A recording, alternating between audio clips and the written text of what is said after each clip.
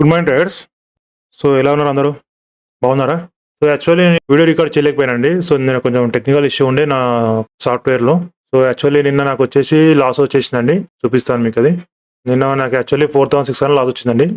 So, అది ఎందుకు వచ్చింది కూడా మీకు చెప్తాను. సో, నిన్న మార్నింగ్ టైమ్‌లో ట్రేడ్ ఎంట్రీ అయ్యానండి. 51,800 దగ్గర ట్రేడ్ ఎంట్రీ అయ్యాను.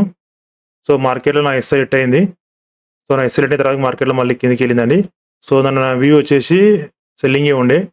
సో, మనం చెప్పాం కదా టెక్నికల్ అనాలిసిస్‌లో మార్కెట్‌లో గ్యాప్ అప్ అయిన తర్వాతకి 51,800 బ్రేక్ అయితేనే ఓపెనింగ్ క్యాండిల్ మనం మార్కెట్ అప్ సైడ్ ఉండే ఛాన్స్ అని చెప్పాను.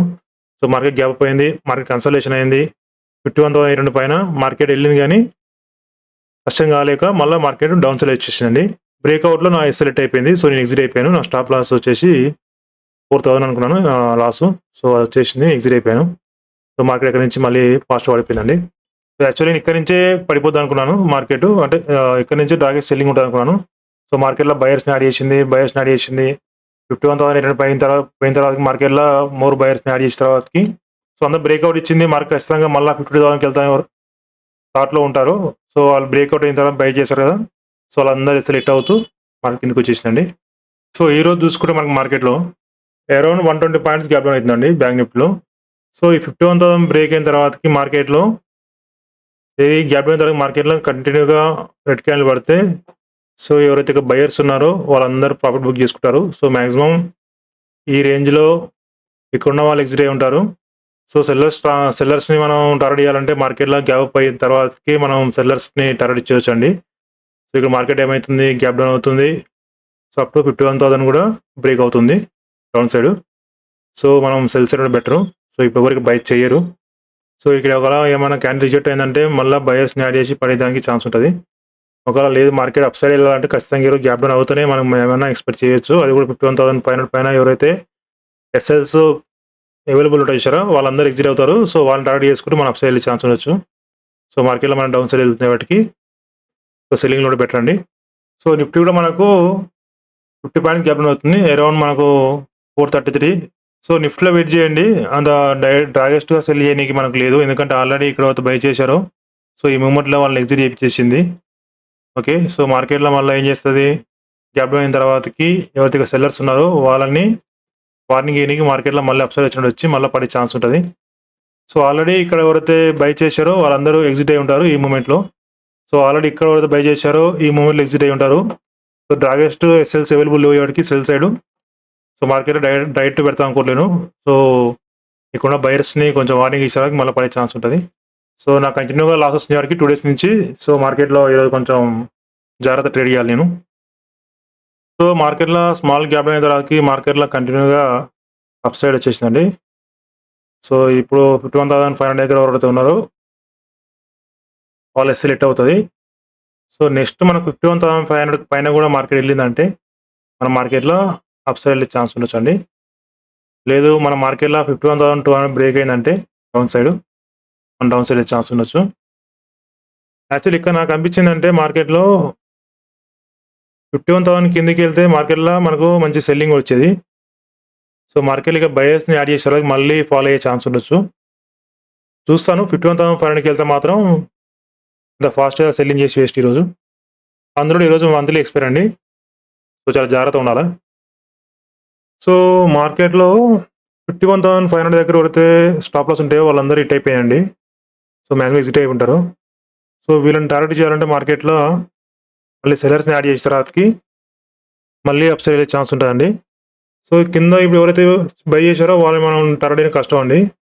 సో, మార్కెట్‌లో కంటిన్యూ అప్ సైడ్ ఎళ్తుంది. సో, వాళ్ళ స్టాప్ లాస్ కూడా చాలా లాంగ్ ఉన్నాయి. 51,700 దగ్గర ఏవైతే సెల్స్ ఉంటాయో సో, వాళ్ళని హిట్ చేయాలంటే ఫస్ట్ మనం సెల్లర్స్‌ని యాడ్ చేసిన తర్వాతకి సో, అగైన్ మళ్ళా అప్ సైడ్ ఎళ్ళే ఛాన్స్ ఉంటది. సో, మార్కెట్ పడతది అనిపించట్లేదండి నాకైతే. సో, మార్కెట్‌లో సెల్ సైడ్ ఉన్నానండి. సో, అందుకని బయింగ్ చేద్దామంటే నాకు ఎక్కడ సైకాలజీ మ్యాచ్ అవ్వట్లేదు. సో, సెల్లింగ్ వెతుకుతా తప్ప బయింగ్ వెతుకుతలేను నేను ఈరోజు. So, market continue up side ఎళ్తుంది.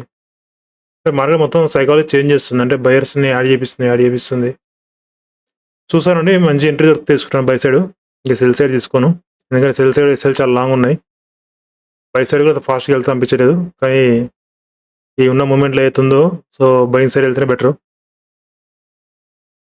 Call side entry అవుతానండి ఇక్కడ.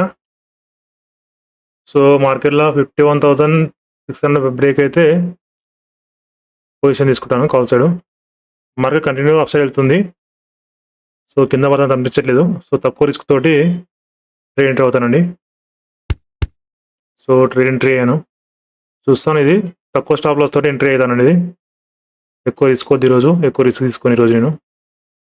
ఇక్కడ మార్కెట్‌లో monthly expiry NEFT market high లెవెల్‌లో ఉంది. అంటే ఈరోజు హై లెవెల్‌లో ఉంది. మార్కెట్ ఏ క్షణమైనా మళ్ళీ మార్కెట్ రివర్స్ అవ్వచ్చు. సో 51,520 ఎనఫ్ అండి నాకు ఈరోజు.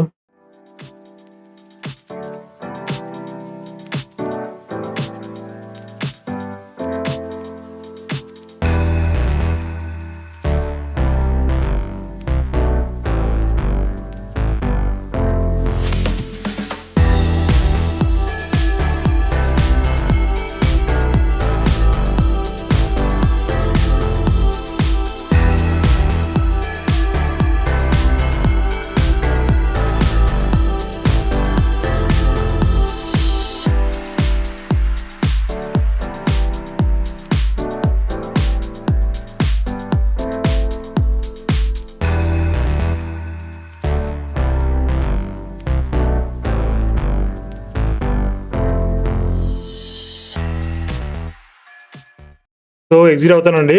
మార్కెట్‌లో బయర్స్ ట్రాప్ చేసింది. 51,500 కూడా మార్కెట్‌లో స్టాప్ అవుట్ అవుతది. సో ఎగ్జిట్ అయ్యాను. ప్యూర్‌లీ ఇక్కడ బయర్స్ ట్రాప్ చేసిన తర్వాతకి మార్కెట్‌లో మళ్ళీ అప్ సైడ్ ఛాన్స్ ఉంటది.